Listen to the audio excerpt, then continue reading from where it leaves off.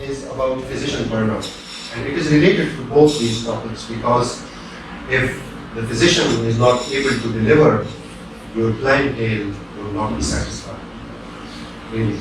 As doctors, we put in our physical, our emotional, and our spiritual energies towards the patient's care for disease and pain and suffering. And this is a constant process. This is a constant process. For me, it has been happening for the last 15 years. For each of you, there must be a number which you can quote and say, this many years. It's a constant process by where this energy is drained. And physician burnout is not simple stress because the energy that is drained in stress, it can be refilled. There are ways of doing that to de-stress yourself, to relax. But when the process of burnout starts, there is a downward spiral in energy levels, which sadly cannot be reversed. It becomes a vicious circle. The symptoms are physical and emotional exhaustion, dysfunctional coping mechanisms. People start bad habits like smoking, increased smoking, drugs, alcohol in the West, suicides, cynicism, sarcasm, compassion fatigue. Compassion fatigue is where you lose your compassion for the patient. Compassion is let's say, the dard that you have in your will, in your heart for your clientele. See, as doctors, we grow up with this feeling and we always feel very superior in the society because of this compassion that we have. We are very compassionate among our parents. But in fatigue, you lose this compassion. You become cynical. And there is lack of self-efficacy. There is the self-esteem goes down, and you don't actually trust yourself. I'm not a good doctor. Maybe I can't come up to the expectations. I can't do well. I don't know if I can treat this illness or not.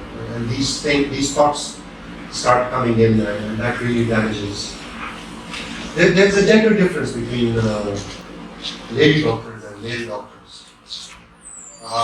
Lady doctors tend to be very organized in this context, and they follow this typical pattern of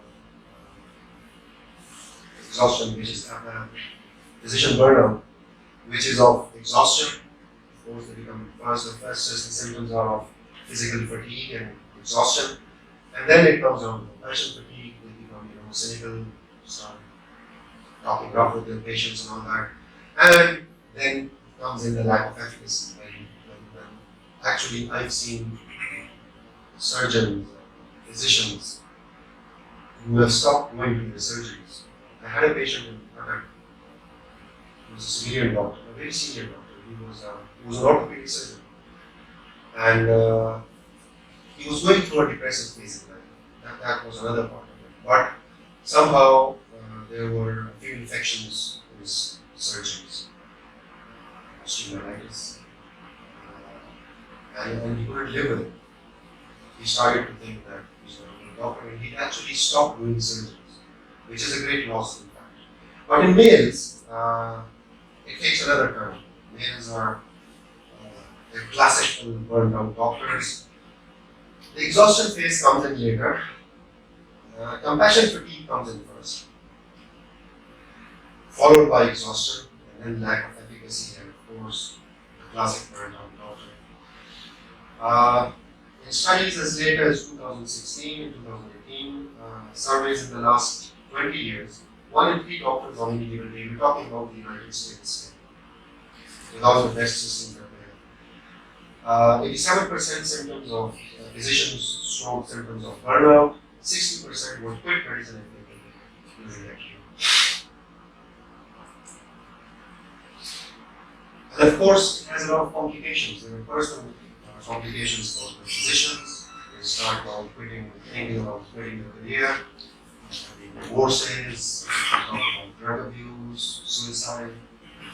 There are organizational problems.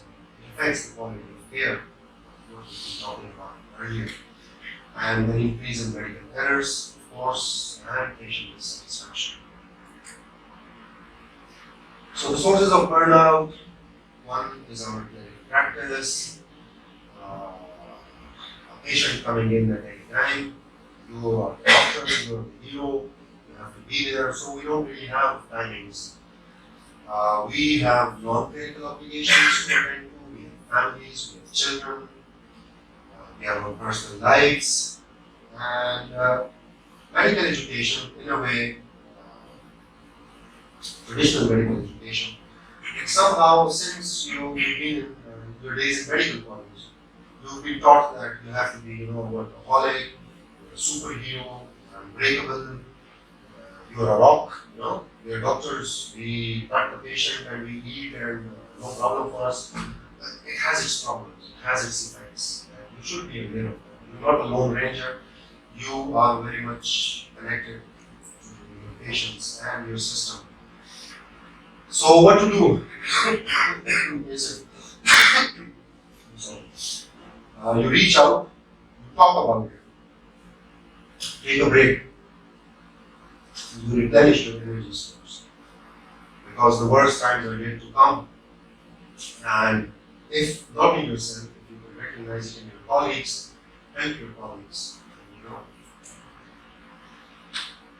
Well, in conclusion, sir, in present-day medical profession, the physical, emotional, and social well-being of healthcare professionals is the heartstone of organizational success and probably the single most important path to patient satisfaction.